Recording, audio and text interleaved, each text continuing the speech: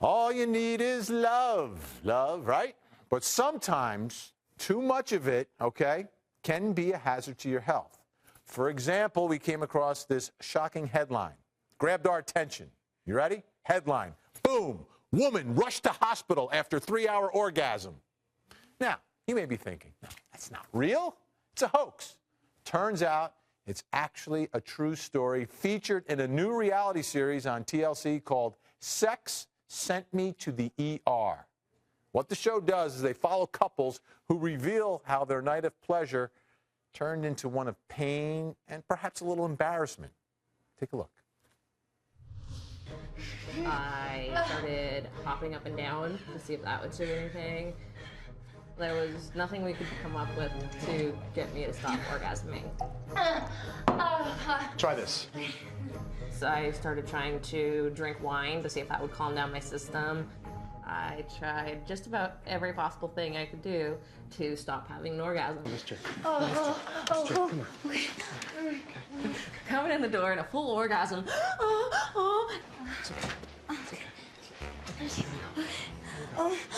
Are you okay?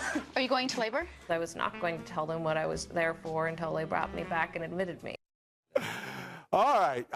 You know what? If I was promoting this show, I would say the feel-good hit of the season, right? Yeah, that's a good one. Well, here's what happened. After she had was making love, I don't like the term sex. She was making love with her partner, Eric.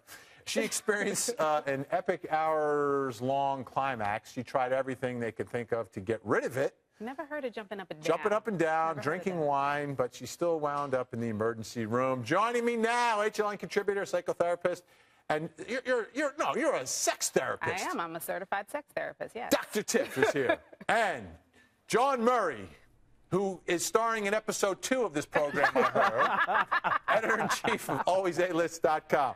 All right, let me start here. And what you saw there for the show, what they're doing these reconstructions of, not reenactments. So it wasn't necessarily them, It wasn't a reenactment. She wasn't going through. No, it was them doing a reconstruction of what their own reenactments. No, they're not reenactments because she's not actually enjoying or going through what she's going through at that moment. She's reconstructing it.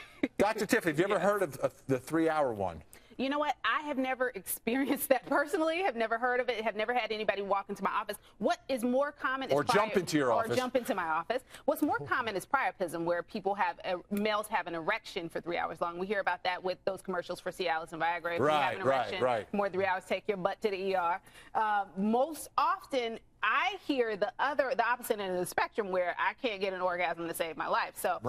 I'm sure this guy got a lot of high fives, a lot of attaboys. What did you do? Can you recreate that moment again? I'm sure she's like, I don't want to see you again for the rest I can't even of look the at year. you.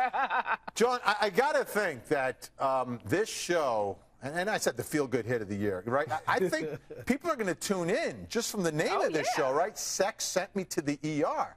Absolutely. I mean, this is probably the realest reality television has been in a long time. You know, I had some friends who had an incident not too long ago where they were having some friends. They were having a sexual encounter, and you know, during the process of intercourse, something was punctured, and they had to stop and call the ambulance and go to the hospital. Now, we jokingly call my buddy 911 now, because anytime your sexual experience ends up in a hospital visit, you should be called 911. But folks have to be careful, and people don't typically like to talk about this stuff. So I think these folks are brave by sharing their experiences with the ER and their sexual encounters. I'm surprised you're sharing. They're not only sharing it, they're reconstructing it for the cameras. Now, how dangerous can sex be? Sex can be pretty dangerous. If you go and ask any ER doc, there are several people that come in every single day. Other common things? Yeah, well, things getting stuck in places that maybe they shouldn't have been in the first place. Okay. Or sticking the wrong item up some particular hole that maybe you shouldn't have stuck it. Like food, you know, Dr. Tiffany, like food. Cucumbers come to mind, John. I mean, you know, bananas. Applesauce. Nah, no applesauce going up in there. Sorry. Right. But I guess this is a show people can learn from too, right? It's yeah, be careful. Learn what not to do. What not to do. What not to do. What not to do. You get know? Caught up in the moment. Do you have any advice for this couple though? The 3-hour couple. I think he should write a book on what exactly he did, because there are plenty of women that want to give that as a Valentine's Day gift coming up. All right. I'm sure. What do you think? Yeah. Look at it. She couldn't get rid of it just by jumping up and down. Like, here, have some wine, honey. Yeah, the wine ain't doing nothing. We're going to talk some more. Dr. Tiff, John Murray with us. All right.